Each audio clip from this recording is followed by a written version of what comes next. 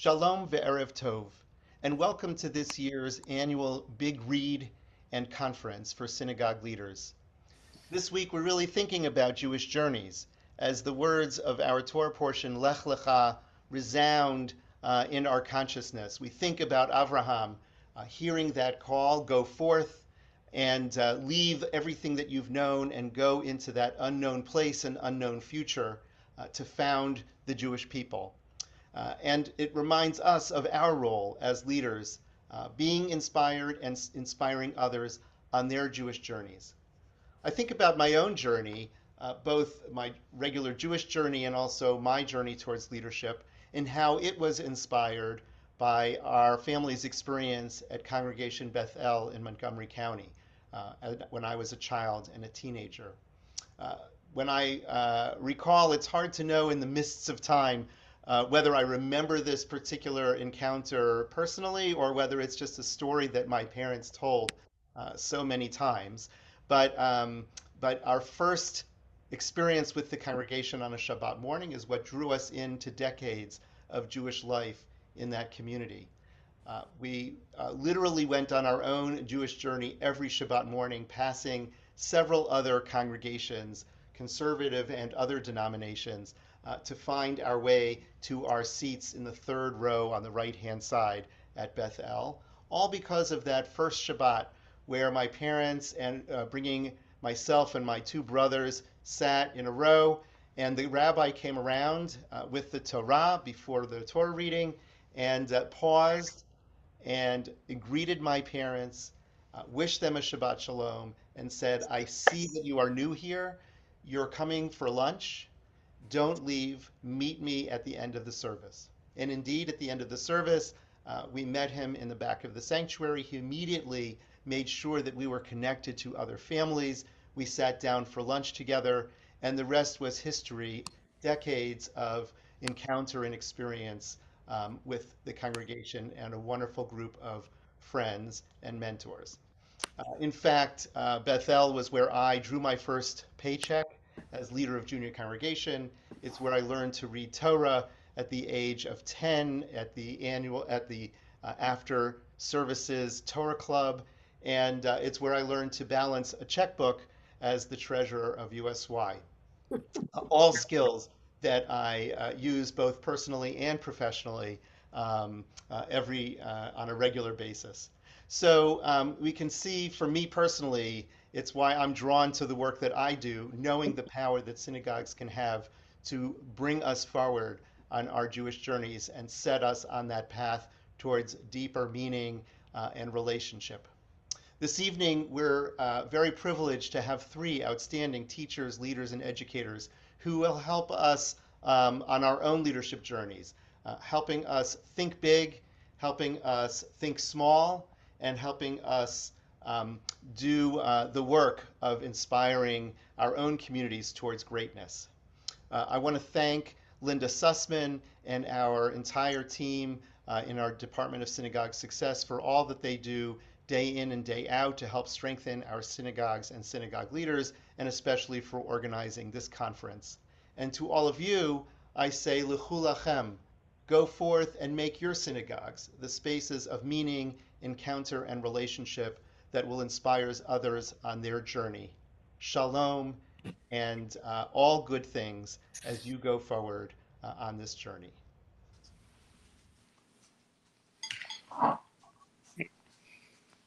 So I want to thank Rabbi Blumenthal for that video message, for his leadership, and for delivering such an important call to action. His words motivate us to deepen our commitment and strengthen our community as we move forward together with purpose and passion. As I said earlier, today marks the 12th year that we've been doing this conference, our third with Ron Wolfson. Ron has been an amazing partner and always so happy to help us in every way in organizing, and it's always really very special to work with him and to learn from his as well. His work has really been vital to our movement in making us think about how we can help our synagogues thrive. We're also honored to have two remarkable leaders, Barry Shrage from Israel, I mentioned earlier, and with Daryl Messinger. Hey, what's up? Barry is a visionary who has reimagined Jewish what's up? communal life through creativity Okay, and Liz. bold partnership. And Daryl is an inspiring lay leader whose leadership reflects deep commitment, collaboration, and caring. So both of their full bios will be put in the chat. Following this panel discussion, we're going to turn to tonight's inspiration for action. We are going to go into breakout rooms, and then we will be identifying some concrete next steps that we can take back to our congregations. United Synagogue has created two leadership resources for you. And as a reminder, please put all of your questions for the panel discussion in the chat. The recording as well as the resources will be sent in a follow-up email along with the evaluation. The panel discussion will last about 50 minutes, and our breakouts about 30. And we will conclude with next steps. Heather, our administrative assistant, will be handling the technology. So if anybody has any issues, you can direct message her, and maybe she will be able to help you. So again, thank you for your participation, and please join me in welcoming Ron, Daryl, and Barry. Oh, thank you so much, Linda. It's wonderful to be with everyone. What a lovely introduction. It's really wonderful to see so many good friends from the United Synagogue and the RA community. I loved Rabbi Jacob's introduction because, as many of you may know, I am also a Ben Bayit, a son of the conservative movement. I must thank my home synagogue, Bethel in Omaha, Nebraska, and EMTSA Midwest USY, United Synagogue Youth, for my first experience with leadership. I wasn't the treasurer. I started as regalia chairman. I was in charge of pins and t-shirts. My first USY conclave was in Des Moines, Iowa in April of 1964. And that's me right there underneath my thumb. Right there. Rabbi, Yes. part of the technology is gone. Mine went entirely. Now it's back, but I see you. I don't see Daryl, and in the gallery view, I don't see anybody but myself. So, no idea.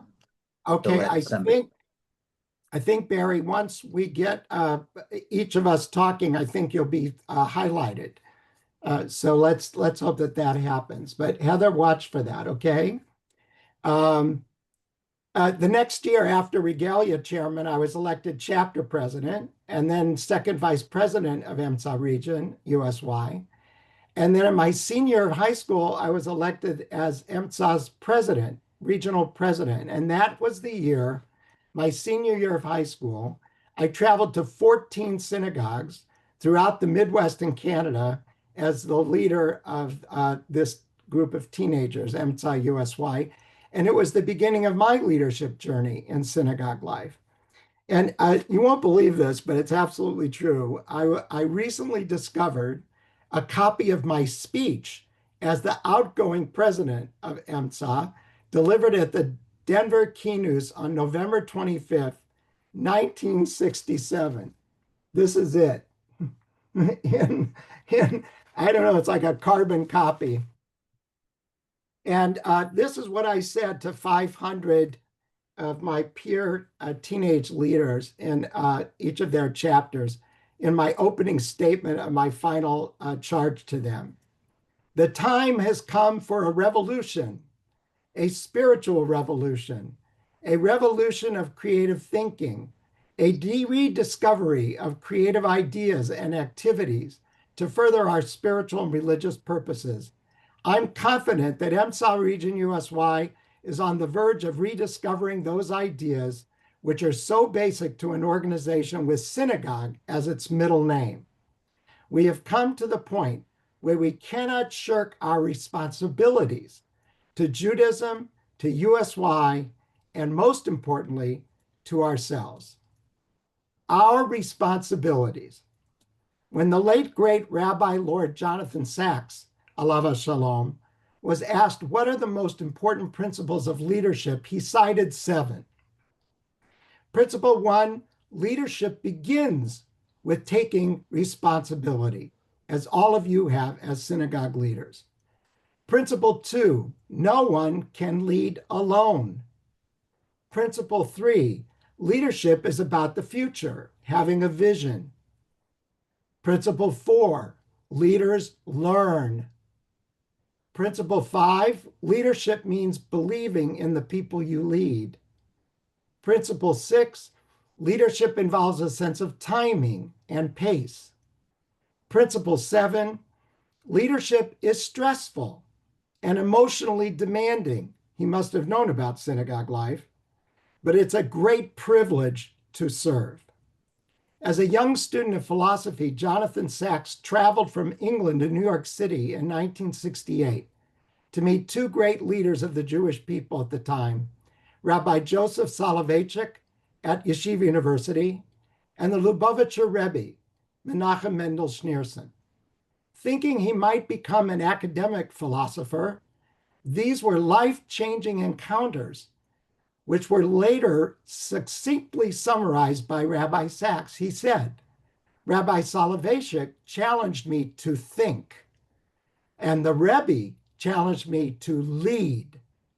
And that's when he decided to become a rabbi, who rose to chief rabbi of British Jewry and a worldwide influential leader and teacher of the Jewish people. We have all been challenged to lead, especially these last couple of years. All of us, whatever your position, have important work to do in leading our communities, not just important work, but the sacred work of serving and leading. So the first thing to say on behalf of my colleagues is God bless you for all you do. On our call today, we have clergy, educators, and lay leaders.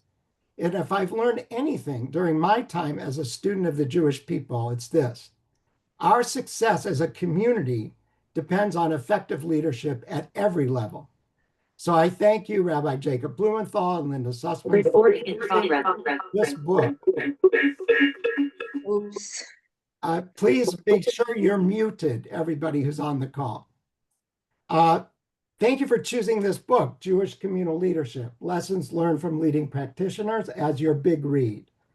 The book presents wisdom about leadership I sought to learn by interviewing 9 outstanding leaders from across the Jewish community who share their insights into these no-holds-barred conversations in the book. So tonight, I'm delighted to introduce 2 of my favorite people featured in the book who have served the Jewish people well. One is Orthodox and one is Reform. One is a woman and one is a gentleman. One is a Jewish professional and one is a lay leader. And both of them are at the top of my list of effective leaders of our communities. As they discuss leadership, note the strategies and insights you can use in your own leadership practice. And if you have questions, again, please put them in the chat and we'll get to as many as we can. Daryl Messinger is currently the lay chair of Leading Edge, the preeminent organization devoted to improving workplace culture and leadership across the Jewish communal landscape. Daryl served as the youngest president in the history of Congregation Beth Am in Los Altos Hills, California, and was the first woman elected to serve as chair of the entire Union for Reform Judaism, our sister organization of the Reform movement. Welcome, Daryl. Barry Shrage is one of America's foremost Jewish leaders, having served 30 years as president of Combined Jewish Philanthropies, CJP, the Boston Jewish Federation, one of the first Orthodox Jews to lead a major federation in North America. Among his many achievements, Barry was instrumental in creating Birthright Israel. Today, he's professor of practice at Brandeis University's Hornstein Jewish Professional Leadership Program. And he's a walking demonstration of taking responsibility for leadership because he's speaking with us from Eretz Yisrael where it's 1:30, 1:40, 1:50 in the morning. Boker Tov and welcome, Barry. So let's get into it. Barry, let's start with you. You tell a story in the book about the importance of visionary leadership, to see around the corner about what's needed next. You certainly did that with Birthright.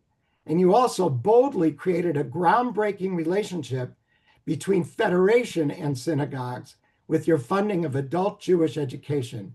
So, Barry, what does it take to be a visionary leader? Well, I don't think all that much, actually. Let me just say that, first of all, if I fade out, it's because for some reason, I guess sabotage in Israel or something, it's getting clunky, and if I'm out, I'm out. I'll try to get back in.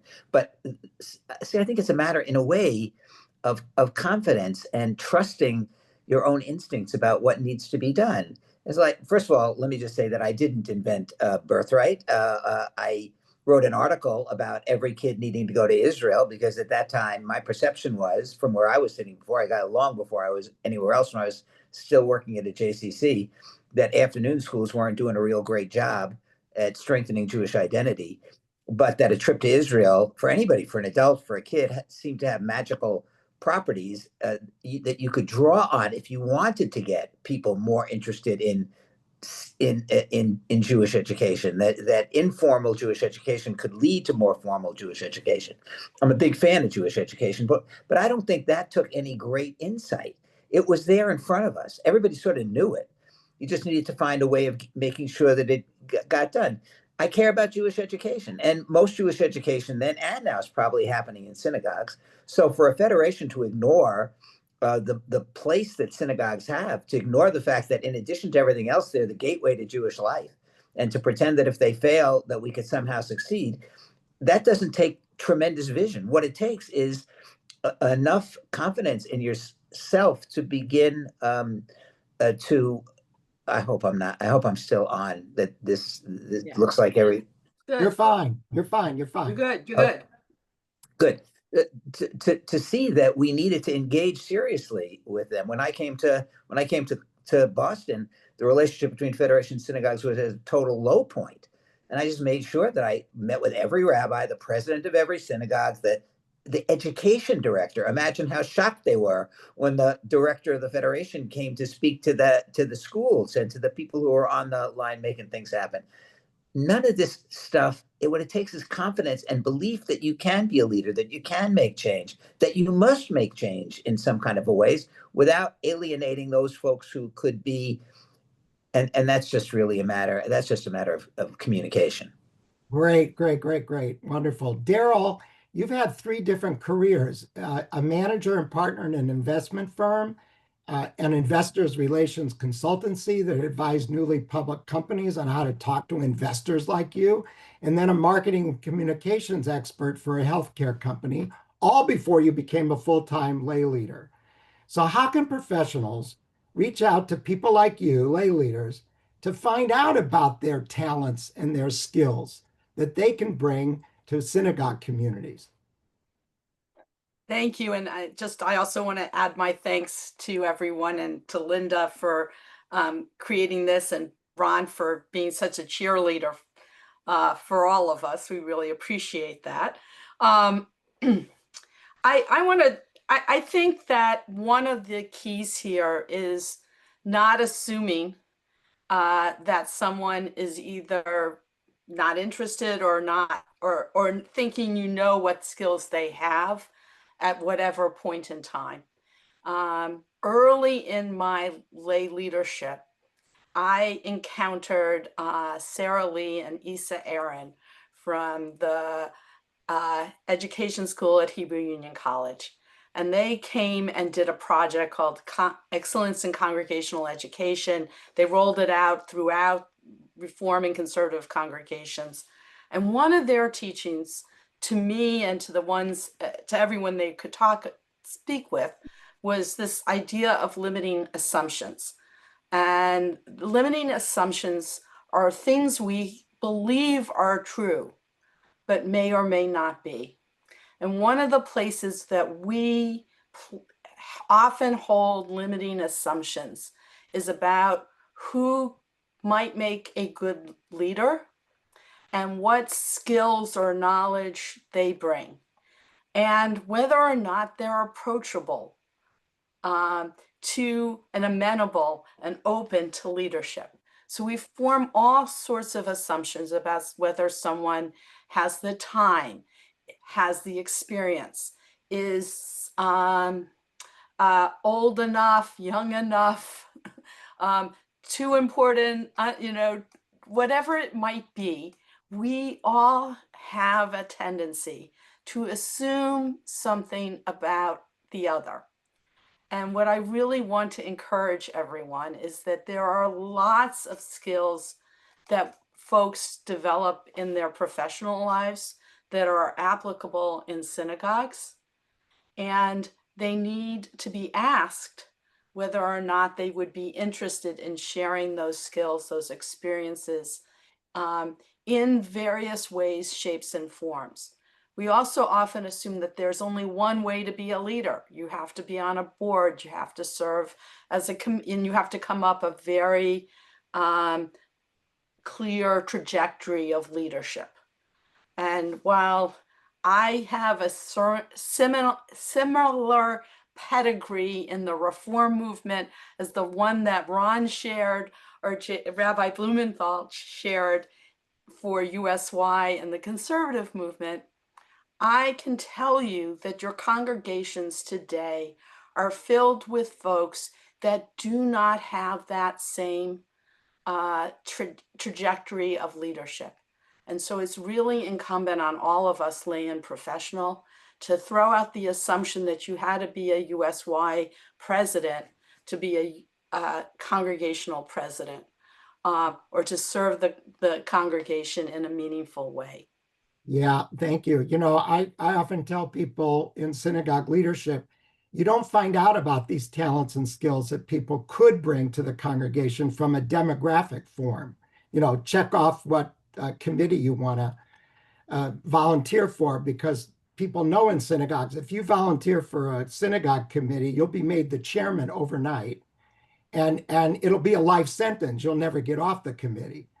A better strategy than asking people to sign off on a form is to take people to lunch and to really hear their story and to learn what they are passionate about and what they're good at that they can bring to the life of the community. And it's really important that stereotype that if you serve or you volunteer, that you never get a break, right? That it's a life sentence. We can't continue to have that as the paradigm. I couldn't agree. Very, very important. I couldn't agree more. Barry, you tell a story in the book about a lay leader once saying to you, Barry has an agenda. What did he mean, and what did that mean for your leadership? Well, I think I'm hoping that he meant that as a compliment. That's a meaningful term and an idea. The generation of the American Revolution, the leaders did not want to. Their agenda was not personal, but they had an agenda. The agenda was creating this country in a certain form and with a certain vision and all of that. They tried to avoid having it look like they had a personal agenda, as opposed to certain, contemporary politicians who don't seem to care one way or the other about that. It's not a political statement, but the idea that there are things that we deeply care about. So that conversation you're having with a member of your congregation, there are two things going on at the same time. You want to know what their skills are, but you better be bonding with that person. First of all, personally, that you care about each other. It's not just a question of trusting your congregants. I think you got to love your congregants. You got to see them in a different light. So even if there's some conflict with them, that you can come back and stay with them. I think that's critically important. But you're sharing a mission and a vision, and you're taking some risks there because it might not be the same vision. It doesn't have to be. You're still going to involve them one way or the other. But if there's a piece of their vision that intersects with the vision that you and the congregation and the board have, then it becomes easier to actually engage them. I'm having an article published in Sapir, and the title of the article is "Money Without Mission is Meaningless." And so you got to have some passion there. Just being a kind of a neutral observer and saying we're open to everybody and everything and all that. Well, why would you want to be involved in such an enterprise? I mean, sure, it can be held together by love and the fact that you're a part of a community and all those things are huge. But in these times, there's so much going on. You better have some perspective on what those things are and what you need to do. Yeah. So, yeah. I think it all revolves around, I mean, someone once said it's all about relationships. I'm not sure who, but I teach a seminar on creating sacred communities. We did a session about that in a big read for the Ziegler School of Rabbinic Studies at American Jewish University, which, by the way, I just completed my 50th year. Wow. Believe that? I can't believe it. I told Susie, my wife, we'd be in Los Angeles for 2 years. So, we plan and God laughs. But I always, every semester, invite a president of a congregation to talk about the relationship between the clergy and the president, specifically the rabbi. And Norm Levine is on our call tonight. And I will quote Norm. He says to my students who are going to be rabbis, the number one job as president of a synagogue is to take a bullet for the rabbi. To protect the rabbi. And boy, has it been a difficult time for our rabbis. I mean, should they take a political stand? Should they endorse or advise against a candidate for office? Talking to you, New York. Before the return of the hostages, thank God, rabbis told me that crafting a sermon this Yontif about the situation in Israel before the hostage release was the most challenging of their entire careers. Now, Daryl, you've been a president of a congregation. Could you eliminate a little bit what the relationship ought to be between the lay president and the rabbi? So I want to be really clear. This is a unique relationship. It is different than any other lay professional relationship any of us might have in the future. It is a sacred relationship. The rabbi is entrusted with the most confidential, private of matters. They are subjected to enormous scrutiny, what they say, what they do, how they do it, where they do it. And it is a really important relationship that has to be nurtured and respected. And all too often it's not. And I can point to one congregational crisis after another, where when you fundamentally look at where the problem started, it was because there wasn't enough communication, trust, and serious cooperation, collaboration between the president and the rabbi. Does that mean that the president has to disregard or disassociate activities or behaviors that are harmful to the congregation if the rabbi conducted themselves in such manner? Absolutely not. But this is not the same as the chair of a board to the CEO. There is something here that is truly different, that requires a reminder to everyone that each of our congregations are kilo kiddushot.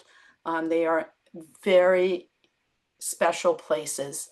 They are not your typical business, not-for-profit, and you have to have that. You talk about it's all about relations. This is yet another one that's really quite important. I will also say that presidents of congregations should change, and hopefully the rabbi doesn't as frequently as the president. And so, that's also, we have to have that long-term vision and think about how we pass the baton as lay leaders to the next president and help them understand how important and sacred that relationship is. Sometimes that's where the translation gets missed. Yeah, thank you. So let's turn to our friend Barry in Israel. What's been the impact of October 7th and the shock of the wave of anti-Semitism and anti-Zionism that followed? And what is and will be the responsibility of leadership after this tragedy in our history? Well, first of all, I think that we need to understand the impact of this thing, one way or the other. You know, which trend is going to be bigger? The people who are jamming the pews to get back in because they're afraid of what's going on outside, because they're shocked at the level of the level of anti-Zionism, anti-Semitism, the passion with which people are attacking Israel and Jews. If that's not an awakening of some kind, including taking a look at the people who are deciding, I don't want any part of this thing. This is a genocidal country, and I don't want to have any part in it. I mean, that's going to be happening, and I think that we need to figure out what our stance is going to be in relation to that, and how our synagogues are going to react to it, and how the American Jewish community is going to react to it. Because right now, we don't have a clue as to which way these trends are really moving. So that's an opportunity. In other words, if you think that you need to turn against Israel in order to keep your congregants loyal, without any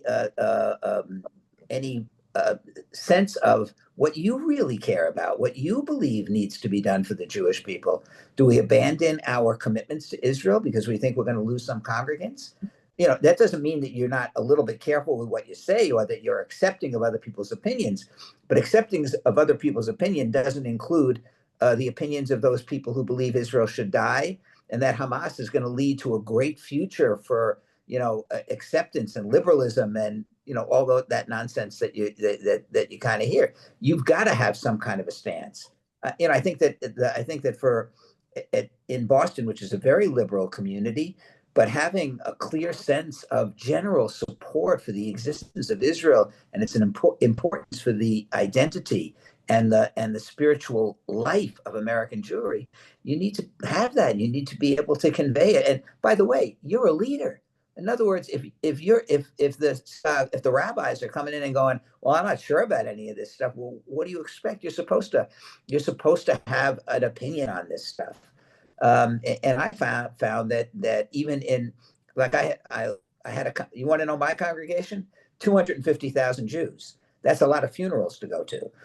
That's a lot of brisses to go to. That's a lot of, but you kind of end up having to do that as the director of federation. But all of those relationships matter. We took a stand against the JCPOA, the Iran deal, and some people were angry. I visited 50 different, members of our community, from the lowest givers to the highest, just to explain why we did what we did. And the relationship part worked. It defended us against the most terrible backlash against it. And I believe to this day that we did the right thing, that ended up being not the greatest deal of all time. And it became clearer during this war. What I'm saying is, your passion and your commitment matters, whether you're a lay person or whether you're the rabbi. And if we're going to keep ourselves together, we have to have some common beliefs. Because if it turns out that Jewish peoplehood, doesn't matter anymore because we're so universal that you don't care, then what do we really have left? These questions are going to become more and more. I mean, I don't know. They say that more than 50% of Jews in New York are going to end up supporting Mandani. Personally, I love the Jewish people. I care about the Jewish people. I trust the Jewish people. I just don't believe it's true. But time will tell, and we'll see where this thing actually comes out. Daryl, when we came on tonight, you were talking about the World Zionist Congress and the fact that the Reform movement and the Masorti movement are aligned in being more our voice is being heard there. Do you want to comment on that a little bit? So first of all, I want to thank everyone on this call, because I bet you all had really terrific World Zionist Congress elections campaign, because Merkaz did awesome. You more than doubled your vote from 5 years ago. I chair the Reform Zionists of America. That's another hat I wear. I would be there in Israel tonight, but my son and daughter-in-law had a baby this week, and I'm where I need to be. That's right. But otherwise, I would have been where Barry is at 1:30 in the morning or whatever hour it is at this point. Barry, you're wonderful. Look, I think it's essential that we continue to express our belief in a democratic, pluralistic, egalitarian Israel that sees that we can all see ourselves in Israel as our homeland too. And to do that, we need to fully participate in the Zionist institutions. I also serve on the Jewish Agency Board. I believe this is absolutely essential. I don't believe you can protest by leaving the room. You protest by being in the room and expressing your values and vision for the future of an Israel we all want for all its peoples. So I can't be more passionate, and I want to thank everyone in this room for your help. I will tell you, I had some surgery in the middle of the Congress, and I kept getting Jewish chaplains coming into my hospital room. They turned out to all be members of conservative shoals in my area. And those poor people, they come into my room, and what do I ask them? They're there to offer me a Misha Berach, to pray with me. I was doing very well, so I appreciated their prayers. Everyone can always, you can't have too few. But I'd ask them, have you voted? Have you voted? And they're like, what? And I'd get them to stay. It's right then and there to vote. And I'm like, you can vote for Merkaz. That's fine.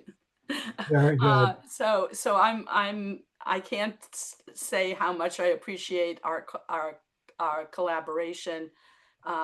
3 years ago, Rabbi Blumenthal and I were co-chairs in a committee, and we were fighting the good fight together. And I know he was there tonight and doing the same. We have a long way to go. The Congress did not go as well as it went very well, and then it didn't. And so we got to continue to fight for these values together. Wonderful. Hey, here's another leadership challenge. The famous aphorism in our tradition is "Im ein kemach ein Torah." If there's not flour, there's no learning. And we could also say, excuse me, "Im ein kemach ein kehillah." If there's not money to run these congregations, we're not going to have any Torah. And we're not going to have a vibrant Jewish community, because I still believe, and I know Barry and Daryl agree with me, that congregations are the fundamental organization of the Jewish community. And I often say fundraising is friend raising. Now, Barry, you've raised a ton of money over the years. Give us some of your secrets of success, okay? I don't think it's that complicated. I think it's really meeting with people, talking to them, finding out what's in their heart. I would say before you raise money, you have to have a common set of commitments. You have to have stuff you want to do. To say we're raising money because the shul needs money, without saying, like, this is a crucial moment in Jewish history. It's a hinge moment. And the synagogues are going to be a critical part of that. And we're going to have to be able to put our full effort into making things happen. So come along with us, with me, the rabbi, the president, and with everybody else, including the leadership of the congregation. If you've convinced, everybody hates the word elite, but the people who other people look to for guidance, if they aren't together with you in a vision of what this synagogue can do and can mean. The first thing that I did when I was talking to synagogues was to say to them and to the congregants, you're more important than the Federation. The Federation will fail if you guys fail. You're carrying the burden of being an entry point to Jewish life. And if you turn people off at that critical moment, we're not going to have anything left to And it's the same thing with the Federation. You can't be talking about, give money to the Federation because we love to raise money and we're great at it. That doesn't get you anywhere. And right now, boy, people are looking for a vision, for meaning in their lives. The phrase that came out of the hostages, which is if you know your why, you'll find your how, which is from Viktor Frankl originally. It's a good model. We need to be passionately in love with our congregations and our communities, and at the same time filled with a passion for a vision of what we're doing. Wonderful. Listen, we're at 15 minutes to go for our part of the community gathering tonight. Linda, you've been monitoring the chat, so why don't we? We only have one question at the moment. One I'm question. actually Wow. not sure. It says, after all this time, how do you change the paradigm without alienating your volunteer base? Currently, our mean age at our synagogue is 65. How do you change that mindset? Must be referring to something a little bit earlier on, but I'm not 100% sure. I think it was a comment I made about bringing folks in who maybe haven't come up through the ranks and Right. perhaps might displace the folks that feel that they are deserving of a leadership position because they've been in the seat and they've done the work. And in some cases they are deserving and they should be included. And we all know that, as much as we would hope that our congregants live to 120, when your average age gets to be well beyond 65, you're going to have to need to find other folks, or you're really talking about a different lifespan of the congregation, I fear. And so for that, you have to go to your best longtime leaders and make sure they are part of the process of handing the keys to the next generation. And, that can be very difficult. It's a difficult conversation. It takes a little bit of a Nachshon kind of belief, because sometimes we don't see our younger or next gen folks stepping up in the same ways financially. But if they feel that their value, if that next gen believes that they will be honored, I believe the dollars will follow, and the commitment to the congregation will as well, or commitment will, and then the dollars will. It's hard. I'm reminded of that cartoon. Ron, you'll help me. There's a great cartoon out there where someone's speaking to the congregation. They say, "Who wants change?" And everybody raised their hands.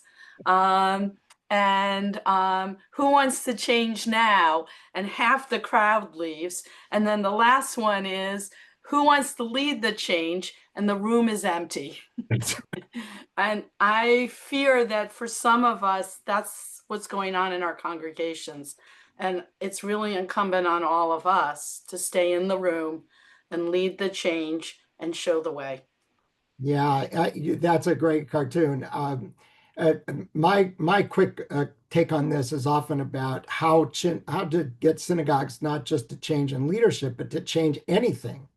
The saying of I've been in hundreds of congregations all over the world, and some of you may have heard me say this, and in almost 80 or 90% of them, above the Aron HaKodesh, the Holy Ark, it says, Da lifnei mi ata omed, know before whom you stand. And I say, no, it shouldn't be that. It should be, but we've always done it that way. And that's what happens when all the leadership are of a certain generation and just love the way things are. Don't change my Adon Olam tune. It's me Sinai. It's from Sinai, that tune. It's I think a vibrant synagogue is one in which there's a leadership pipeline. And Daryl, if you want to make a comment about that, Daryl at Leading Edge, which had absorbed the largest collection of Jewish professionals, JPro, just in the last year with Daryl's leadership. I mean, to develop a leadership pipeline is a real skill, not only in your staff, your clergy, your educators, your teachers, but in your lay leadership. I mean, Daryl, can you just comment on it briefly? What are some of the Well, key I'm gonna, Leading Edge has is now the central address for Jewish leadership, talent, and culture throughout, throughout North American nonprofit Jewish organizations. I like to say that my CEO, great mentor, Gali Cook, says we serve everything from J Street to Aish. So it's the broad spectrum of beliefs, practice, purpose, mission. And it's clear that of two things. One that you're pointing to, succession planning, Ron. If board leadership is a life sentence, you're going to have a problem. So you need to make sure that you have the governance structures in place where that's not acceptable. But even before that, it's onboarding new leaders, identifying, recruiting, and onboarding new leaders. Maybe not initially for the board. Maybe it's for your religious school or your adult education or your social action committees, whatever it might be, in the ways that your men's and women's clubs. But onboarding has to be intentional and planned, and not something that's just, a conversation that happens with whoever's the president that particular year of the congregation or the sisterhood. And finally, you have to make board service look appealing. And that's by really letting others see what the board is doing and make sure that they're involved in meaningful ways in the decisions of the congregation. If you don't report out what the board does, if you don't go and ask the congregation what it is they are worried about, what it is they need, what is their fears and hopes, you will not find the leadership you need. One other thing, Ron, if I can, on just pipeline. One of the other acquisitions I've done as chair of Leading Edge is to acquire the organization called Boardified, which is training up lay leaders. And one of the things we found is that congregation board service is often the breeding ground for future community leaders. And that most of our board chairs from congregations are doing so that's their first board chair opportunity. And so really being thoughtful again and intentional about how you onboard that president. What is the set of experience and things they need to know so that they aren't surprised? I took, when I became president of my congregation, I was unaware that my my predecessor, hadn't really fully briefed me on the fact that our senior rabbi's contract was going to expire in the following spring. Our senior rabbi thought that that was an indication from his president that his contract was not going to be renewed. So in the first 6 months of my leadership, I had to secure the next contract for our senior rabbi while I was hearing that he was interviewing everywhere because he did not expect that. And I had to get a vote of the congregation. Had I been appropriately onboarded, if I had been given a ramp, an on-ramp to this job, I would have been fully apprised of that particular surprise. So just, that's one maybe a large example, but it happens more than any of us want to admit. We don't Yeah. necessarily a good job of helping pulling our next person in and letting them share the leadership. Linda, I see a couple of questions here about reaching out Yep. beyond the walls of the congregation. Uh, those of you who know my book, Relational Judaism, I did a case study of Chabad, and there are a lot of things that I don't like about Chabad. But the one thing I do like about what they've done is they put relationships at the center of what they do. And they don't wait for people to come to them. They go to where the people are. And I know a Reform rabbi, Daryl, and you know him well too, Rabbi Dan Moskowitz, who's up in Temple Shalom in Vancouver now. But when he was in Los Angeles, this young Reform rabbi took a booth at Whole Foods on Tuesday at the lunch hour to talk Torah to people who were shopping at Whole Foods in the Jewish neighborhood of Tarzana, California. I think with the young Jewish population, the so-called Generation Z, I know synagogues that have empowered this generation to create their own boards and their own programming parallel to the senior synagogue, if you will. In our synagogue 2000, 3000 project, we had a lot of success with synagogues doing that to engage young Jewish adults. So leadership is also, back to the point I asked Barry about, vision is important. You got to look around the corner to see what the demographics are, where the people are, and then go out and find them and build a community of communities. That a great synagogue is a community of communities.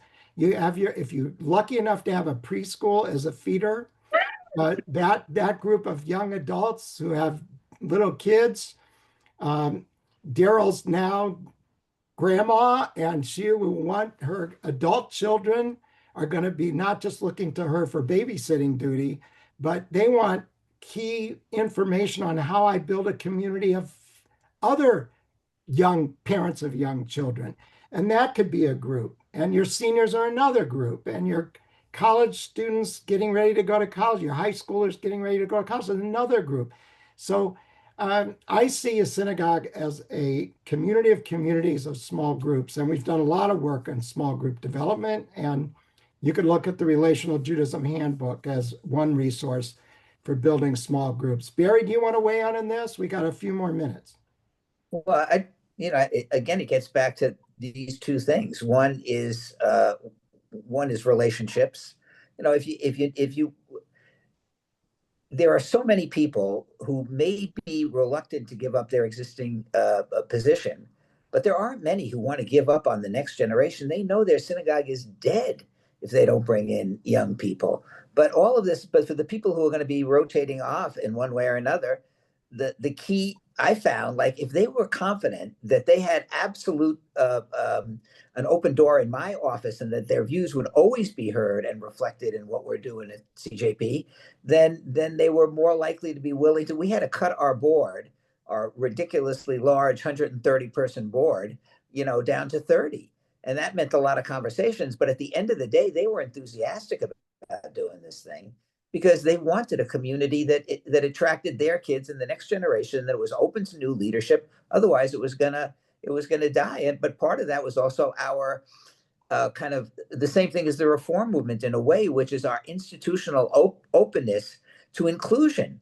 Turned out, at the end of the day, our board was super proud that we were the first federation in the country to support gay marriage, that we were the first federation in the country to engage, aggressively engage interfaith families. They want to believe that they're part of something bigger than themselves and that it can succeed. Why else would they be there? Anyway, right. I think having a seat at the pursuit table, of meaning and relationships, and but it doesn't necessarily mean being on the board. But having some significant role and a seat at the table for these younger people, I think, as part of that onboarding, part of that leadership development pipeline. It's really important. Well, listen, I'm putting in the chat the link to the Jewish leadership book. So again, I'm thrilled that you've adopted this, I think, excellent resource on leadership.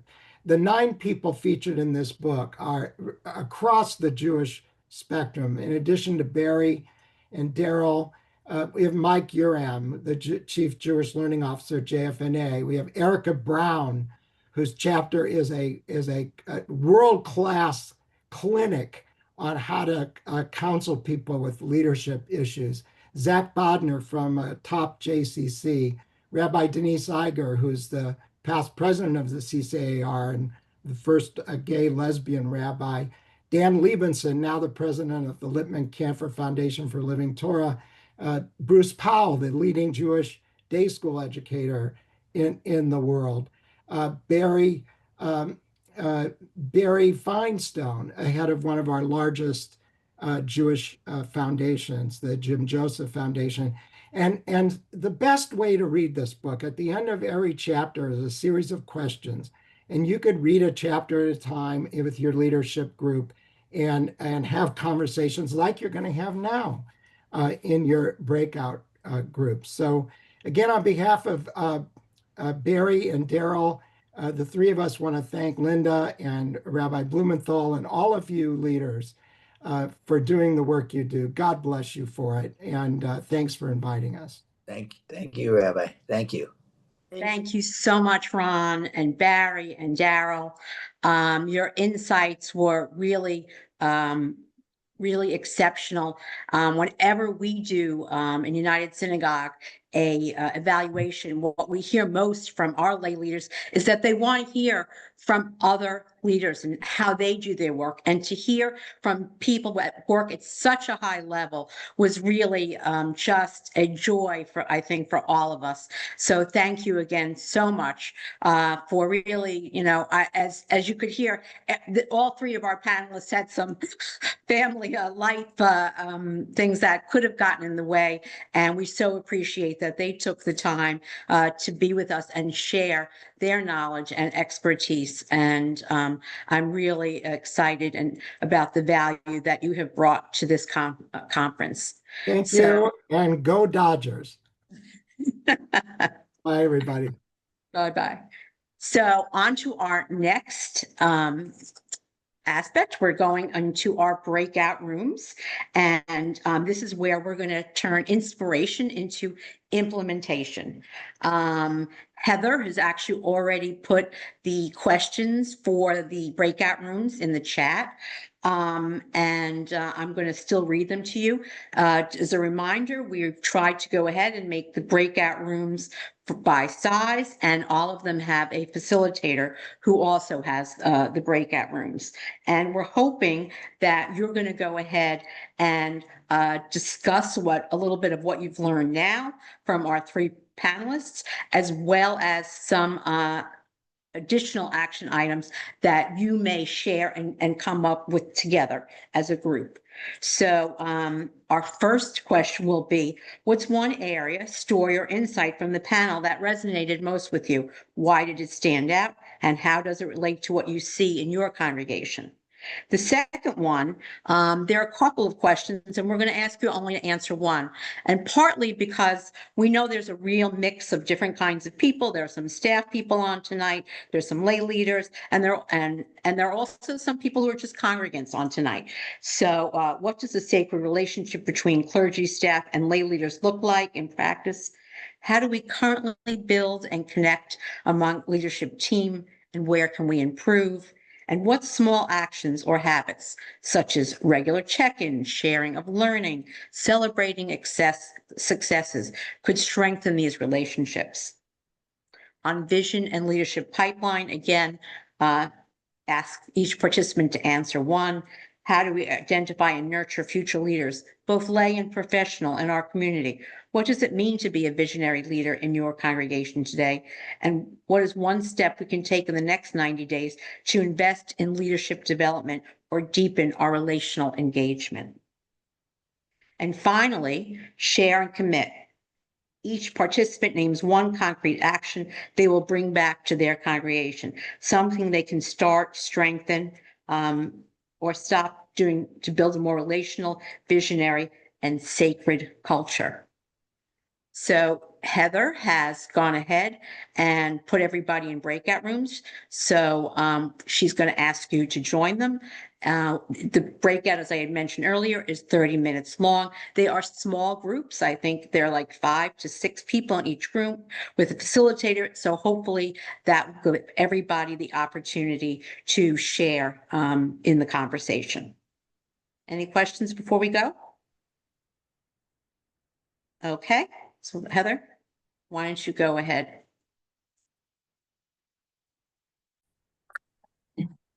Recording. Oh, Welcome back, everybody. Thank you.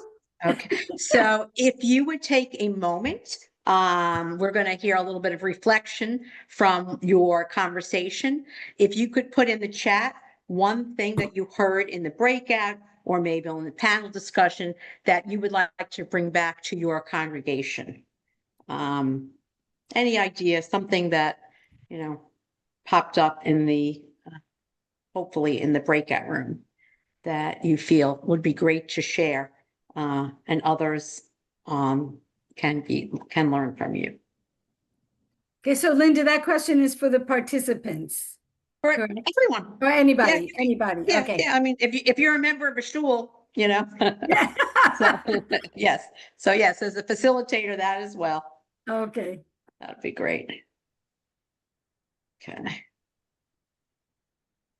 And as everybody is doing that as well, we're going to go ahead and spend just 5 minutes on one of the questions that you were asked.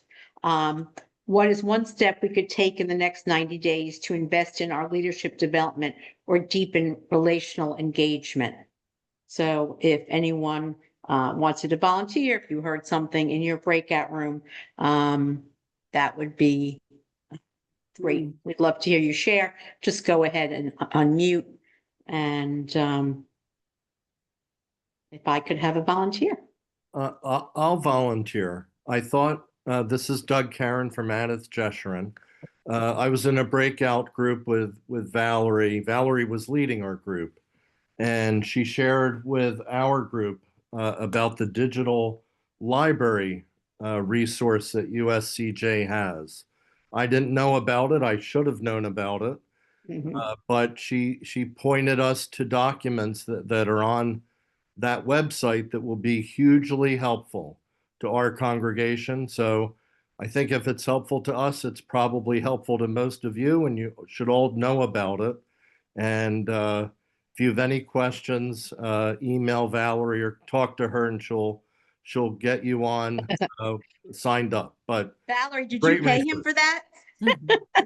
I put Valerie's email in the chat. Okay. Anyone else have something that they would like to share in terms of how you can, in the next 90 days, invest in your leadership development or in engaging your membership more deeply? So our group, Joanne was our facilitator, and based on our conversation, she mentioned that a congregation in Florida, the two of the leaders had, I guess, president and vice president had office hours every 2 weeks where they dedicated 2 hours, and anybody who had ideas, suggestions, complaints, etc., could come and sit down and share them. And I thought that was really, really cool. Yeah, I like that too. I love that idea. I like that. Yeah. Also love that idea. Okay. One or two more people want to have anything to share?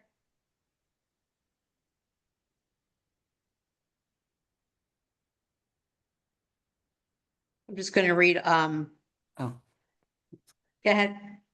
so I was a facilitator, and one of the things that was brought up in our group, a lot of people talked about the onboarding, but also the follow-up from the onboarding. It can't be once at the beginning and done. So they talked about regularly circling back with their board members. How is it going for you? Is this what you expected? What new questions do you have? And I really like that idea of onboarding being a continuous process. That's great. That's really very important. And we do have also lots of materials and workshops on board orientation and on onboarding as well. So happy to have you to reach out to me to provide those materials. One last person, anyone else want to share something that they think they can go ahead and do in the next 90 days that may go ahead and help develop leadership or engagement? Shelley has her hand up. Okay, Shelley, thanks, Mary. Shelley, you need to unmute. There you go. So one of the things that we discussed in our breakout session was encouraging future leadership. And one of the things that we discussed was formulating a plan for the president of the congregation where they set guidelines for derrick errors, because many of us have had the experiences where our board, our board sessions have gotten out of hand, and sometimes it's helpful if the president perhaps outlines what the expectations of the board is as part of behavioral, behavior in order to encourage future leadership. If you have boards that are more on the negative side, you're not going to encourage future leadership. So volunteers that have a great experience tend to volunteer more often and continue to volunteer, right, Shelley? That's what you're. Thank you. And, that's what I'm. Right. And if they have a bad experience, and we also we have certainly materials that we can provide you with as well. Right. In that area. So we're going to talk a little bit about the next steps, because for us, that's really very important. How we can take what we've learned tonight and put it in action. And so we want to go ahead and Heather's going to put in the chat two different documents. One that was created very specifically for this conference called Leading and Belonging, and I'm going to share it in a second. And then one that I mentioned earlier that is from one of our conferences from 8 years ago with the help of Valerie, was updated for our digital resource library and is still very relevant today. So And you're going to send this stuff to us, Linda? Also? Yes. Okay. Yes, okay. yes, Good. Yes, most definitely. So I really just wanted to give you a quick overview of what this, what we call, it's sort of an assessment, a survey. It's something that your board and staff can do together. We always encourage that board and staff do these and have these kinds of conversations together. And it's not necessary to read it because, some of you might have printed it and downloaded it already. There are 4 specific areas that relate to this: mission and purpose, relational engagement, governance and leadership, and impact and action. And what we've done is we've created a set of questions that once your board has taken this, they can go ahead and have a discussion with breakouts, just like we just did, and outlined under next steps is the exact suggestions of how you might want to do this. And if you want to elevate this, then you can go ahead and purchase this book for your entire board. And you'll see in the follow-up email there is still the ability to buy the book at a discount. And again, when we talk about leadership succession and pipeline, one of the ways to really empower and make our boards feel like they're strategic is by continuing their leadership development, continuing their learning. Okay, now I'm going to share the relational Judaism. Oops. Ooh. How much is the book, Linda? You know what? I'm gonna be honest. 25, maybe 25, something like that. Yeah, I'm not 100% sure. I have to be honest with you. Is that We can put that in the follow-up email along Yeah. with the other sources. Yeah. Great. Thank you, Rachel. I appreciate that. So again, as I said, this is really again a great book to purchase. Ron Wolfson's on relational Judaism, and it's a document that has been updated and really sort of more now just gives notes of really the increase in social media since the 8 years, as well as people doing work on Zoom. And again, it's created in the same way. It's an assessment, and if you've read his book, you know anything about his book, there are specifically 12 principles, and so we've broken down those 12 principles, and then what we've done, again, given you the ability to go ahead and do some reflection with your board and your staff with these different questions.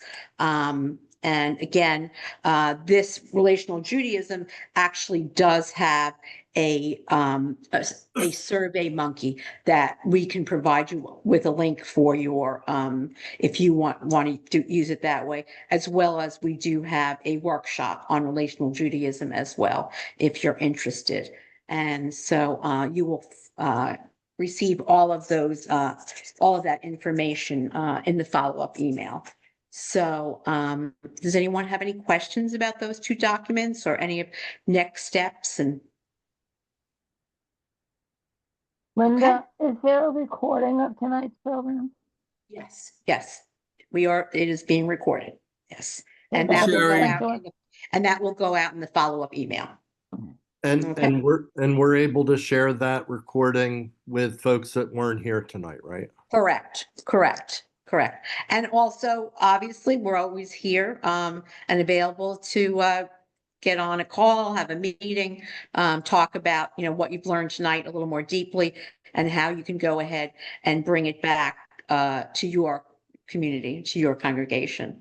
So I just really want to close with thanking Ron Wolfson and Barry Shrage and Daryl Messinger for their really insightful panel discussion. I think we all, myself included, learned a lot from it. I want to thank my team from the Department of Synagogue Success, who we all work to support our congregations. And so hopefully you will have the ability at some point, if you haven't met everybody, and you heard a little bit about Valerie, my colleague Rachel Siska's on tonight, Miriam Abrams-Stark, as well as Joanne Tucker-Zemlak is on, and they support our congregations in many different ways. Again, thank you to Heather for all your support leading up to this, and then the facilitators. Really, we've learned so much about how it's really important to have a guided discussion in those breakouts. So there were, people, there were some staff, there were some lay leaders, some presidents. So thank you all so much for going ahead and taking the opportunity to do that and to stay on to the end of this conference. And then finally, I just wanted to say that, we really hope that what you have learned tonight, you're going to go ahead and bring it back to your congregation and we'll do some of the next steps. And we want to just thank you as synagogue leaders, the time that you commit to your communities and the sacred work that you do. Everyone knows how meaningful, and how difficult it can be as well. So thank you for joining us tonight and learning together. And we hope to see you on many more United Synagogue conferences, webinars, workshops. And please always feel free to reach out to all of us. And thank you, Linda. Thank Thank you. Linda. Good Thanks, night. Linda.